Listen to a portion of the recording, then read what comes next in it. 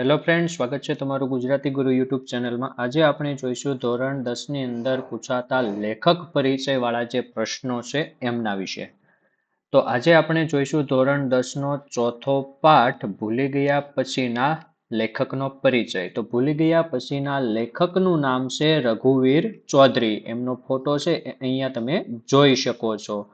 તેઓનો જન્મ 5/2/1938 ની અંદર થયો હતો. જો પ્રશ્ન એવો પૂછવામાં આવે કે ભૂલી ગયા પછી પાઠનો સાહિત્ય પ્રકાર જણાવો તો એમના જવાબની અંદર આવશે એકાંકી.